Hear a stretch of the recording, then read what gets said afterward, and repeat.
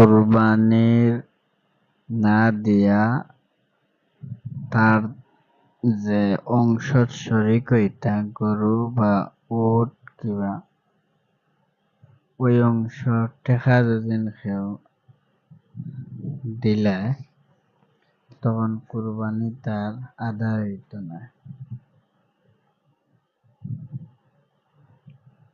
কুরবানি না দিয়া কুরবানির অংশ একটা পরিমাণ ফিক্সড করিয়া পয়সাগুলা টাকাগুলা সদকা খয়রাত করিলে এটা আদায় হইত না।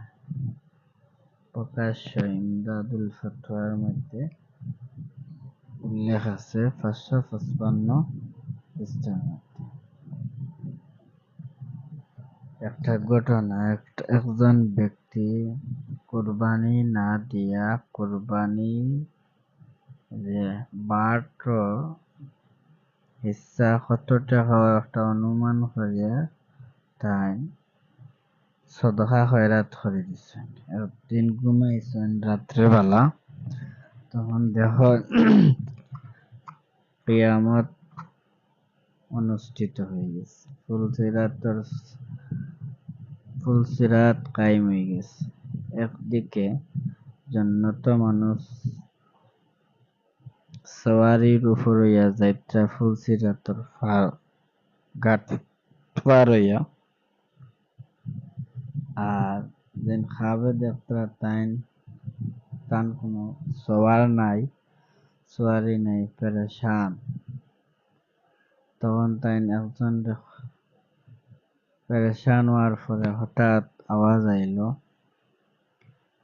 যে তুমি পেরেশান কেন?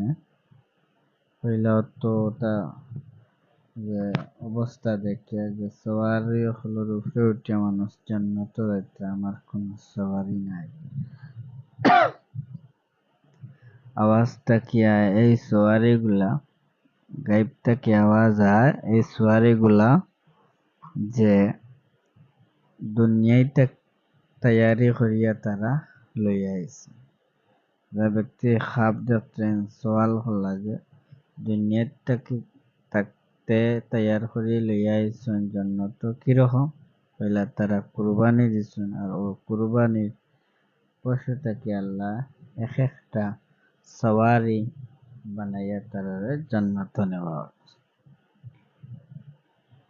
এই যে ব্যক্তি খাপ দেখতরা তাই কোনো সওয়ারি নাই, সওয়ারি থেকে মাহরুম, তখন তান চোখ খুলল, ঘুম ভাঙ্গিল, খাপ থেকে উঠলা, আর কুরবানি না দেবার কারণে তওবা করলা। পরবর্তী সময়ে তাই কুরবানি দিলাম। আসলে কোরআন এবং হাদিস দ্বারা জানা যায় যে কুরবানিটা সুন্নতে ইব্রাহিম, একটা আমল।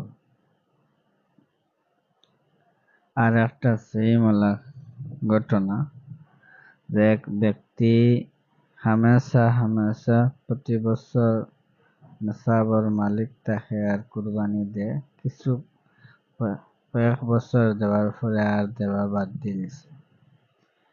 হঠাৎ দেখে কিয়ামত প্রতিষ্ঠিত হয়ে গেছে, আর মানুষ কুরবানির পশুগুলার উপরে সওয়ার হইয়া জান্নাত যাত্রা, আর এই খাবে যাত্রা তার কোনো সওয়ারি নাই, তাই পেরেশান আর পেরেশান। তখন তাই সজাগ হওয়ার পরে এই খাবার তাবির জানতে পারলা, তখন তাড়াতাড়ি তওবা করলা, কুরবানি দেওয়া আরম্ভ করছে।